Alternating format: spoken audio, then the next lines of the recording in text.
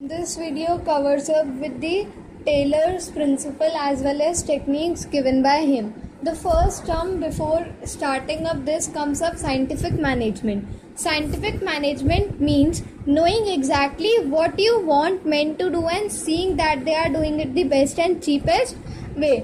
इसका मतलब ये है कि साइंटिफिक मैनेजमेंट हमें ये बताता है कि एग्जैक्टली हमें एक ऑर्गेनाइजेशन के अंडर क्या करना है और वो ये मेक श्योर करते हैं कि जो भी एक ऑर्गेनाइजेशन के अंडर हो रहा है वो उस बेस्ट और चीपेस्ट वे में करा जा रहा है, that is an minimum cost and without wastage the resources. Then we come on to the Taylor's principles of management. Taylor ने 4 प्रिंसिपल्स ऑफ मैनेजमेंट दिए हैं, जिसमें से पहला है science not rule of thumb. इसका मतलब ये होता है कि टेलर हमें बताता है कि कोई भी प्रिंसिपल को हमें ऐसी हिट एंड ट्रायल मेथड यानी तुक्के से अप्लाई नहीं करना है, बट हमें हर एक चीज को साइंटिफिकली और डीपली स्टडी करना चाहिए. उसे अप्लाई करने से पहले उस चीज के बारे में सोचना चाहिए और तब किसी चीज को अप्लाई करना चाहिए. तो टेलर ये कहता है कि साइंस एक रूल ऑफ थंब नहीं है, यानी साइंस कोई तुक्केबाजी या हिट एंड ट्रायल मेथड नहीं है, बल्कि हर एक चीज को साइंटिफिकली और डीपली स्टडी करने के बाद ही एक्शन में लिया जाना होता है. Principles of management. The next is harmony not discord. Taylor के हिसाब से हर एक ऑर्गेनाइजेशन में हार्मनी यानी पीस होना चाहिए और सबको एक म्यूचुअल और प्रॉपर अंडरस्टैंडिंग के साथ रहना चाहिए. पूरी ऑर्गेनाइजेशन और ऑर्गेनाइजेशन के वर्कर्स के बीच में म्यूचुअल गिव एंड टेक और एक अच्छी अंडरस्टैंडिंग होनी चाहिए. किसी के बीच में किसी के लिए कोई बुरी भावना या कोई भी बुरा एटीट्यूड नहीं होना चाहिए. टेलर मेंटल रेवोल्यूशन की भी बात करता है. यहाँ पे मेंटल रेवोल्यूशन होता है अपने एटीट्यूड में चेंज लाना टुवर्ड्स वन अनदर, एक दूसरे के प्रति अपनी भावनाओं में कुछ चेंजेस लाना. The next principle is cooperation not individualism. इसको एक्सटेंडेड वर्जन कहा जाता है हार्मनी नॉट डिस्कॉर्ड का. मतलब इसका भी थोड़ा बहुत सेम ही है कि टेलर ये कहता है कि सबको एक म्यूचुअल अंडरस्टैंडिंग, टुगेदरनेस और कोऑपरेशन के साथ रहना चाहिए. ऑर्गेनाइजेशन को भी और एम्प्लॉयज को भी.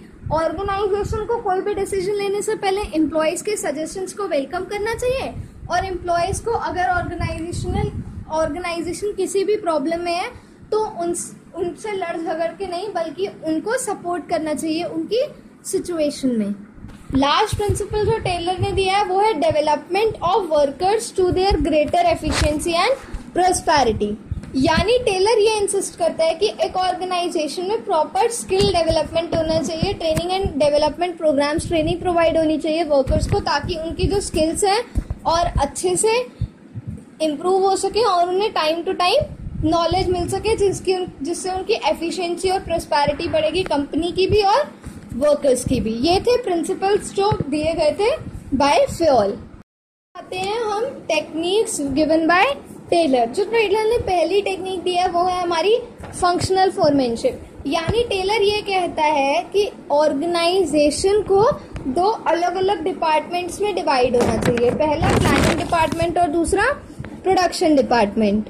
मतलब टेलर ये इंसिस्ट करता है कि एक से ज्यादा बॉसेस होने चाहिए एक ऑर्गेनाइजेशन में, क्योंकि टेलर ये फील करता है कि जो वर्कर्स हैं उन्हें प्लानिंग के बर्डन से फ्री होना चाहिए और उनका सारा फोकस सिर्फ अपने काम पर और प्रोडक्शन में होना चाहिए. दोनों प्लानिंग और प्रोडक्शन डिपार्टमेंट के अंडर 4 एक्सपर्ट्स हैं.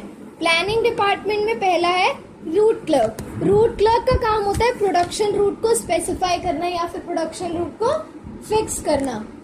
दूसरा होता है instruction card clerk. Instruction card clerk का काम होता है सबको इंस्ट्रक्शंस प्रोवाइड करना ऑर्गेनाइजेशन में.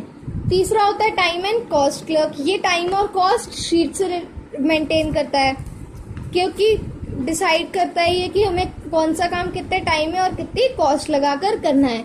लास्ट प्लानिंग डिपार्टमेंट के अंदर आता है डिसिप्लिनेरियन. ये मेंटेन करता है डिसिप्लिन एक ऑर्गेनाइजेशन में. फिर प्रोडक्शन डिपार्टमेंट के अंडर भी 4 आते हैं. पहला होता है हमारा गैंग बॉस. गैंग बॉस का काम होता है सारे मशीन्स और टूल्स को रेडी रखना ऑपरेशन के लिए, ताकि हमें जब चाहिए कोई भी टाइम डिले ना हो और हम उसे यूज कर सकें. दूसरा होता है speed boss. Speed boss ensure करता है कि टाइमली और स्पीडीली कंप्लीशन हो जाए किसी भी टास्क का. Repair boss. Repair boss machines और इक्विपमेंट्स को रखता है रेडी इन वर्किंग कंडीशन, मतलब उनमें अगर कोई भी खराबी आती है तो रिपेयर बॉस उन्हें रिपेयर करके वर्किंग कंडीशन में रेडी रखता है। उसके बाद इसके अंडर लास्ट आता है इंस्पेक्टर। इंस्पेक्टर करता है check quality of the products. Next technique जो टेलर ने दिया है वो है standardisation and simplification of work. Standardisation का मतलब सिर्फ यही नहीं होता कि हमें क्वालिटी स्टैंडर्ड सेट करने हैं, बट इसका ये मतलब भी होता है कि हमें हर एक चीज का स्टैंडर्ड सेट करना पड़ेगा एक ऑर्गेनाइजेशन में, चाहे वो साइज हो, टाइप हो, वेट हो या फिर क्वालिटी ऑफ द प्रोडक्ट्स हो। ऑब्जेक्टिव्स है स्टैंडर्डाइजेशन के कि टू रिड्यूस ही गिवन लाइन ऑफ प्रोडक्ट, यानी एक लाइन ऑफ प्रोडक्ट ही रखना एक फॉर्म में, अगर एक से ज्यादा है तो उसे कम कर देना ताकि कोई भी ज्यादा केओस ना हो जाए। फिर है टू मेंटेन क्वालिटी स्टैंडर्ड्स, किसी भी चीज के लिए क्वालिटी स्टैंडर्ड्स को सेटअप करना। तीसरा है to setup the performance standard of man and machine. ये कह रहे हैं कि हमें मेन्स और मशीन्स के भी परफॉर्मेंस स्टैंडर्ड्स को सेट करना चाहिए। उसके बाद सिंप्लीफिकेशन का मतलब होता है elimination of diversity of product size and types. Simplification यानी काम को सिंपल करना, और काम को सिंपल हम कैसे कर सकते हैं, अगर कोई भी फालतू का डाइवर्सिफिकेशन है, ज्यादा साइज बना रहे हैं हम या किसी भी चीज के बहुत ज्यादा टाइप्स हम प्रोड्यूस कर रहे हैं तो उसको कम से कम कर देना। उसके बाद नेक्स्ट टेक्निक जो टेलर ने दिया है वो है फटीग स्टडी। फटीग स्टडी का मतलब होता है कि हमें काम करते हुए कितने रेस्ट इंटरवल्स लेने हैं, यानी हमें काम करते करते कितने बीच में ब्रेक्स लेने हैं और कितने टाइम के लेने हैं। तो टेलर ये कहता है कि हमें फ्रीक्वेंसी सेट करनी है रेस्ट इंटरवल्स की, ड्यूरेशन सेट करनी है कि हमें कितने कितने टाइम में लेना है, और number of rest intervals set करने हैं। जैसे अगर एक वर्कर 8 घंटे काम करता है तो हमें उसे कितने घंटे का ब्रेक देना है, मतलब हमें उसे कितनी बार कितने टाइम का ब्रेक देना है। तो टेलर ने एक ऑर्गेनाइजेशन में एक टेस्ट कंडक्ट कराया था और उसने एक एवरेज वर्कर को ऑब्जर्व किया था, वो उसे काम करने को दे दिया था और उसने ये नोटिस किया था कि वो कितने टाइम में टायर्ड हो जाता है, उसकी एफिशिएंसी रिड्यूस हो जाती है कि उसे ज्यादा से ज्यादा ब्रेक की जरूरत है। तो एक एवरेज वर्कर को ऑब्जर्व करके उसने फ्रीक्वेंसी, ड्यूरेशन और number of rest intervals set किए थे। Next technique given by Taylor is method study. Taylor ये कहता है कि हमें किसी भी काम करने के लिए एक बेस्ट सुटेबल मेथड चूज करना चाहिए। हमें कोई भी चीज रूल ऑफ थंब यानी हिट एंड ट्रायल मेथड या तुक्केबाजी से ही नहीं करनी चाहिए, बट हमारे पास हर चीज को पूरा करने का एक सुटेबल सेट मेथड होना चाहिए जिससे हमें ज्यादा से ज्यादा फायदा मिले, ज्यादा प्रोडक्शन हो और हमारी कॉस्ट कम से कम लगे। उसके बाद नेक्स्ट टेक्निक आती है टाइम स्टडी। टाइम स्टडी में टेलर ने ये डिसाइड किया था कि एक वर्कर को एक काम करने में कितना टाइम लगता है उस पर्टिकुलर अपने टारगेट को पूरा करने के लिए।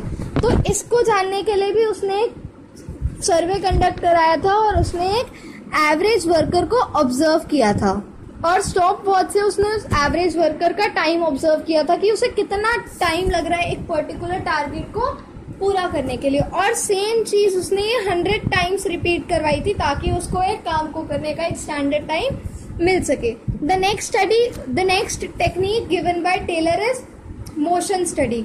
मोशन स्टडी का मतलब टेलर ने ये डिसाइड किया था कि एक ऑर्गेनाइजेशन के अंदर जितने भी अननेसेसरी यानी फालतू या अनप्रोडक्टिव मूवमेंट्स होते हैं उन्हें रिड्यूस कर देना चाहिए। एक ऑर्गेनाइजेशन में बेसिकली 2 मूवमेंट्स होते हैं, प्रोडक्टिव और अनप्रोडक्टिव।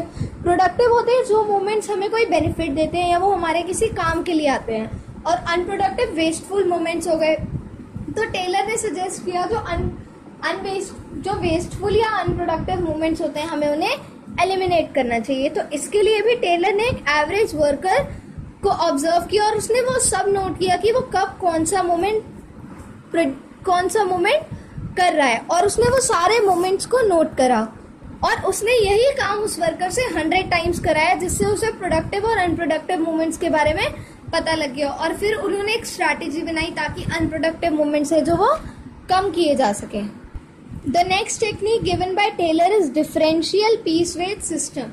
टेलर के हिसाब से एक वर्कर को उसने कितना आउटपुट प्रोड्यूस करा है उस दिन में उस हिसाब से पेमेंट मिलनी चाहिए। जैसे अगर बेसिकली हमने सेट किया कि अगर कोई पर्टिकुलर वर्कर 50 यूनिट्स बनाता है, हर एक यूनिट 10 रुपए की है, तो जिसने 50 बनाई उसको हम पूरे 500 रुपए देंगे। अगर कोई उससे ज्यादा बनाता है तो हमें उसे 10 रुपए के हिसाब से नहीं बल्कि जितनी एक्स्ट्रा यूनिट्स उसने प्रोड्यूस किए उन्हें थोड़े ज़्यादा वेज में देना चाहिए ताकि उसको बेनिफिट हो, और जिसने कम बनाई है उसको 10 रुपए से भी कम में देनी चाहिए, ताकि इस चीज़ से जो वर्कर्स हैं मोटिवेट हो और वो ज़्यादा से ज़्यादा आउटपुट प्रोड्यूस करें। और इस टेक्निक से हमें एफिशिएंट और इनएफिशिएंट वर्कर्स के बारे में भी पता लगता है। The last technique that is given by Taylor is mental revolution. Mental revolution का मतलब होता है लोगों के मेंटल एटीट्यूड, यानी वर्कर्स और जो मैनेजमेंट है उनके एटीट्यूड में चेंज लाना टुवर्ड्स ईच अदर, दोनों में टुगेदरनेस और कोऑपरेशन की फीलिंग लाना। So that's up for this video. If you found it useful, don't forget to like, subscribe and share. This is Twinkle Midha signing out.